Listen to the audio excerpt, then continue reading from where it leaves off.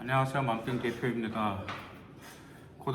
이제 겨울방학 때가 되면 여러분들 이제 생활기록부를 이제 점검을 하시죠. 그래서 생활기록부를 점검을 하면서 어떤 점들 항목을 점검해야 되는지, 그리고 어떤 점이 부족하다면 자, 내년에 그 점을 어떻게 보충을 해야 될 것인지 그런 점들을 좀 말씀드릴까 해서 방송으로 찾아뵙게 되었습니다.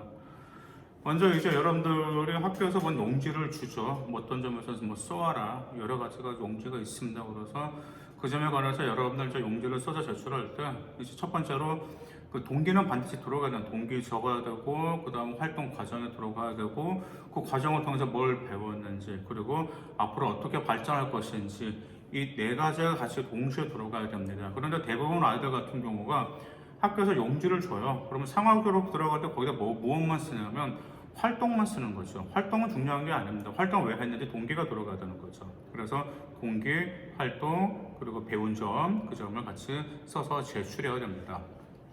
그러면 저희가 이제 생활기록부로 볼 때 과연 여기 제목대로 대학교 입시 성공 가능성을 더 키우기 위해서는 어떤 점들을 점검해야 될까요? 당연히 학종에서는 네 가지 요소를 평가합니다. 학종의 4대 요소는 학업 역량, 전공 적합성, 인성, 발전 가능성, 이 네 가지를 판단합니다. 그런데 이 네 가지가 생활기록부에 다 들어가야 돼요. 그런데 문제는 무엇인지 아세요? 아이들이 모른다라는 점이에요. 전공 적합성은 어떻게 생활기록부에 드러내지? 발전 가능성은?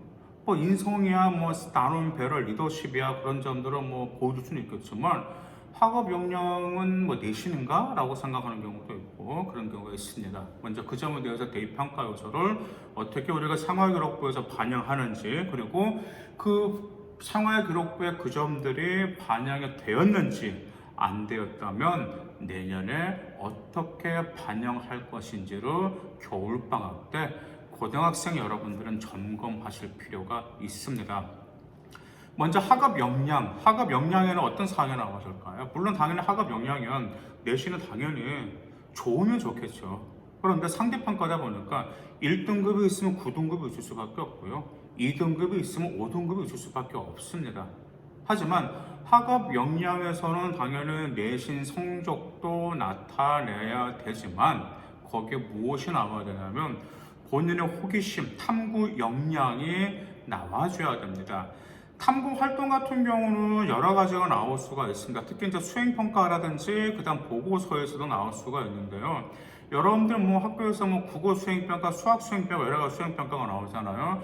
그 수행평가를 하면서 탐구 활동을 하는데 그 탐구 활동을 하기 전에 왜 자기가 그 수행평가를 하고 싶은 호기심이 분명히 즉 동기가 나와줘야 된다는 점이에요. 무엇이 궁금해서 이 활동을 시작했고 이 활동에 어떤 어려운 점이 있었는데 그것을 극복하면서 무엇을 더 배우고 얼마나 더 성숙해지게 되었는지 이 사고의 깊이와 사고력, 그 다음에 여러분이 탐구를 하면서 다양한 가능성을 펼칠 수 있는 학업 역량을 보여주셔야 됩니다. 그러면 여러분들 학업 역량에서 탐구 활동 같은 경우는 여러 가지 대표적으로 좀 많이 하죠. 뭐 이제 대표적으로 수학 쪽으로도 많이 하는 거고, 그 다음에 사회 탐구 쪽으로도 탐구 활동을 하는 아이들도 있고요. 그 다음에 어떤 아이들 같은 경우는 또 혼자 국어 쪽도 하는 아이들이 있어요. 그래서 그 탐구 활동은 또한 가장 기본적으로 명심하실 게 있습니다. 이 점 꼭 기억해 두셔야 돼요. 과사 쪽에서 탐구 활동을 하는데 무턱대고 무조건 탐구 활동을 하는 건 아닙니다. 무엇과 관련된 탐구 활동이냐면 학교에서 배운 교과 내용과 관련된 탐구 활동이어야 된다는 점 기억하셔야 됩니다. 지금 예를 들어서 학교에서 A라는 내용을 배우고 있는데 탐구 활동에 B라는 탐구 활동, C라는 탐구 활동을 하면 될까 안 될까? 안 돼요. 왜요? 평가자 얘가 대체 왜 B 탐구 활동, C 탐구 활동 할까? 이해가 되질 않아요. 당연히 탐구 활동이라는 것은 학교에서 배운 내용이 있는데 그 점을 본인은 이해를 하지 못한 거예요. 그래서 그 점을 더 이해하기 위해서 심화학습, 탐구, 말 그대로 탐구 들어가는 거거든요. 탐구가 들어가서 뭐가 필요할까요? 당연히 직접 호기심이 유발된 교과 내용이어야 된다는 점입니다. 그래서 어떤 교과 내용, 국어라든지 영어라든지 수학이라든지 거기서 어떤 내용이 이해가 되지 않았어요? 그러면 그 점과 관련해서 본인의 직접 호기심을 충족시키기 위한 탐구 활동에 들어가야 된다는 게 그 점으로도 학업 역량을 분명히 보여줄 수가 있습니다. 뭐 한양대라든지 아시다시피 경희대, 뭐 중앙대, 한양대라든지 학업 역량 당연히 보죠. 거기 내신 1등급, 내신만 1등 된다고 뽑힌 아이들 봤나요? 아니잖아요. 내신을 좋으면서 뭐까지 받쳐줘야 됐었죠? 생활기록부가 받쳐주셔야 됐었죠. 생활기록부 당연히 학업 역량에 받쳐줘야 되는데 학업 역량 당연히 내신은 1등급 원점수 뭐 100점, 98점 그것도 중요하지만 직접 호기심을 충족시키기 위한 탐구 활동이 있어야 된다라는 점이죠. 그런데 뭐가 있었죠? 탐구 활동은 출발점이 어디라고요? 바로 교과서입니다. 그래서 교과서에서 배운 내용의 모르는 점을 가지고 탐구 활동을 진행할 때 평가자는 이 학생의 내신은 부족해도 학교 생활에 충실한다는 점을 알 수 있고 그 다음에 직접 호기심을 갈망하는구나라는 점을 평가할 수가 있습니다. 알려드렸어요. 두 번째는 전공 적합성이 있어요. 근데 전공 적합성은 말 그대로 여러분들의 진로와 관련된 활동입니다. 그래서 이제 대부분 이제 이런 아이들은 많이 하죠. 3학년 때 아이들이 그걸 많이 씁니다. 1학년 때, 2학년 때 같은 경우는 그래서 저는 이제 학업 역량과 1학년 때 같은 경우는 학업 역량과 관련된 탐구 활동 보고서를 이제 꾸준히 작성하다가 2학년 때 진로가 관련될 때 진로 활동, 뭐 진로 보고서 같은 경우, 자기 진로와 관련된 보고서 같은 경우를 저는 이제 추구하기를 바라는데. 이제 여기서 한 가지 우리가 조심하실 게 하나 있어요. 예를 들어서 어떤 아이가 자기가 도시행정학과를 가고 싶어요. 도시행정학과를 가고 싶어 하는데 1학년에 이 보고서 썼어요. 한국의 도시행정계획도 뭐 도시 뭐 발달사 그 점을 썼어요. 또 2학년 때는 뭐 유럽의 도시행정 도로시가 어떻게 발달했는지 그 사례들 그래서 그 점 뭘 배웠는지 썼어요. 또 3학년 때 봤더니 그러면 뭐 한국과 뭐 어떤 그 한국과 뭐 유럽의 어떤 그 도시 발달에서 어떤 특징이 있었는지 유럽은 어떻게 그렇게 발달한 특징이 있을 수밖에 없었는지 문화적인 배경으로 보고서를 썼다고 그렇게 뭐 가정 한번 해봅시다. 자 보세요. 이 세 가지 보고서 수준이 어떨까요? 그만해요. 그래서 진로 활동 보고서는 1학년, 2학년, 3학년 때 뭐가 있냐면 심화적이 있어야 되고 내용의 퀄리티가 더 올라가죠. 그럼 바꿔 말하는 그러니까 이거죠. 내용에 더 깊이가 있어줘야 된다는 점이에요. 예를 들어서 이렇게 가정해 볼 수가 있겠죠. 1학년 때 한국과 유럽의 도시 행정의 발달사를 아이가 쭉 조사를 했다고 가정합시다. 그럼 2학년 때는 뭘 조사해야 될까요? 한국과 유럽의 도시마다 특징을 살릴 수 있는 도시 발달이 뭐가 있을까? 거기에는 뭐 문화를 두드러지는 발달도 있겠고, 아니면 유적지가 있다면 유적지를 특징으로 배경으로 한 도시 발달 여러 가지 가정을 낼 수가 있겠죠. 일단 세 번째, 그러면 앞으로 미래 세대에서는 어떤 면으로 도시가 발달하고 그 다음에 예를 들어서 뭐 이제 인공지능도 있고 요즘은 굉장히 좀 뭐 알파고로 인해서 도시가 굉장히 많이 발달하잖아요. 그 4차 산업혁명으로 인해서 도시가 어떻게 발달하면 좋을 것인지 혹은 4차 산업혁명의 미래 발전과 과거가 서로 융합되는 그런 도시 발달 그런 3만원 돈 쓸 수가 있는 거겠죠. 이건 한 가지 가정입니다. 꼭 이렇게 쓰라는 건 아니에요. 그래서 그 전공 적합성 같은 경우는 전공 탐색을 하긴 하는데 그냥 꾸준한 수준의 전공 탐색이 아니고 심도 있고 깊이 있고 그 다음 퀄리티가 1학년 때부터 3학년 때까지 쭉 올라가는 그 능력을 보여줘야 된다는 게 그게 매우 중요하고 평가자는 그것을 매우 높이 평가합니다. 왜냐하면 생각 한번 해보세요. 똑같은 주제를 가지고 1학년, 2학년, 3학년 때 계속해서 퀄리티 있게 수준 높은 보고서를 계속해서 작성했다는 것은 아이가 3년, 그러나 2년 6개월 동안 그 점에 관해서 연구했다라고 탐구했다라는 점이에요. 자기 진로와 관련해서. 보통 수행평가 같은 경우는 한 3주면 끝나잖아요.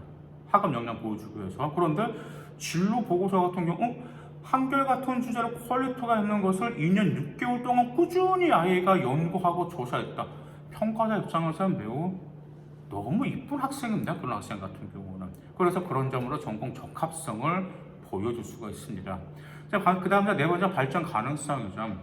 이제 발전 가능성을 전공 적합성하고 좀 이렇게 헷갈리는 경우도 있어요. 근데 어떻게 보면 약간 비슷하게 볼 수 있는데 차이가 분명히 있습니다. 일단 발전 가능성 같은 경우는 이제 뭐가 좀 나타나는 게 좋냐면 이제 요즘에 융합형 인재를 많이 중요하잖아요. 그래서 발전하는 융합형 인재라든지 창의적인 인재라든지 그 다음에 다양한 경험을 한 그 자기의 주도성을 보여준다라든지 이 세 가지가 발전 가능성에 노출되는 게 저는 좋다라고 봅니다. 왜냐하면 아이들의 발전 가능성에서 많이 착각하는 경우가 있는데 발전 가능성에서 이걸 대부분 봅니다. 자기가 희망하는 학과, 자기 자신이 지원하는 원래 미래 직업과 관련된 활동으로 발전 가능성을 보여준다라고 생각하는 경우가 있는데 이미 그것은 전공 적합성에서 이미 보여줬어요. 그렇잖아요. 금방 제가 말씀드렸잖아요. 그래서 발전 가능성 뭐가 있다라고요?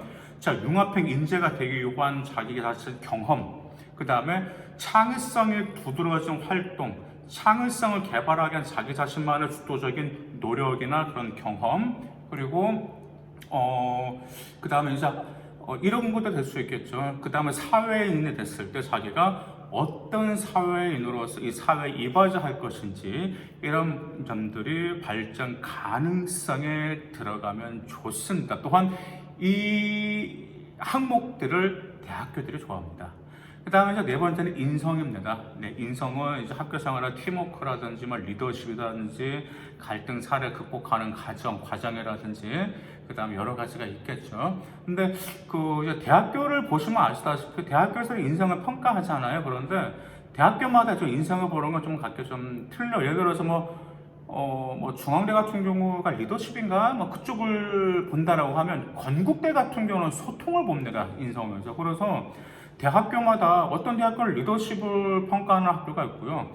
어떤 학교는 좀 팀플레이어, 협력을 좀 주로 보는 학교가 있고요. 아까 건국대처럼 어떤 학교는 소통면으로 인성을 보는 학교도 있어요. 그래서 자기가 희망하는 대학교에 있다고 하면 인성에서 어떤 점을 평가하는지를 먼저 알고 그 평가나 항목을 위해서 여러분의 활동을 하실 필요가 있습니다. 자, 금방 요약해서 말씀드리면 학종의 4대에서 여러분들이 이번에 뭘 점검하셔야 되죠? 학업 역량에 있어서 올해 여러분들의 학업 역량을 좀 더 발전되게 나왔는지, 즉 보고서를 작성했는데 그 보고서는 누구누구의 책도 들어갔고 그 다음 그 호기심이 교과서와 관련이 있는 건지, 그리고 이걸 점검하세요. 3학년 때 그러면 이 탐구 활동과 관련된 어떤 탐구 활동 3학년 때나 2학년 때 수행할 것인지를 계획표 시나리오를 짜보시기 바라겠습니다. 전공 적합성, 1학년 때나 2학년 때 자신의 진로와 관련된 보고서를 작성했다고 하면 내년에 그 점을 더 심화 있게, 퀄리티 있게 여러분의 사고력이 두드러지게 나타나는 깊이 있는 활동을 어떻게 나갈지 그 점을 고려하시기 바라겠습니다. 만약에 현재 2학년인데 1학년과 2학년 때 진로 활동 보고서가 그다지 큰 차이가 없다라고 하면 3학년 때는 확실히 두드러질 필요가 있습니다. 그리고 발전 가능성은 아까 말씀드렸었죠. 이제 다양한 활동에 중요하는데 융합형 인재라든지 창의적인 인재라든지 그 다음에 사회에서 어떤 사회적인 인간상으로 사회에 기여할 것인지 이 다양한 활동의 경험으로 인해서 여러분들이 다양하게 이쪽 저쪽으로 발전할 수 있다는 점을 보여주시고, 인성은 대학교에서 주로 보는 평가 항목이 무엇인지를 꼭 체크해 보시기를 바라겠습니다. 겨울방학 때는 정말 중요한 시기입니다. 생활기록부를 점검하면서 여러분들이 지금까지 어떤 활동을 해왔는지 그 점을 점검하면서 앞으로 어떤 활동을 주로 열심히 해야 되겠구나라는 것을 알아나가는 계기도 되지만, 반면에 학업 역량, 즉 내년의 내신 역시 이번 겨울방학 때 시간을 여러분은 어떻게 보낼지에 따라서 달라진다라는 점 꼭 기억하시고 생활기록부 꼼꼼히 점검하시길 바라겠습니다. 감사합니다.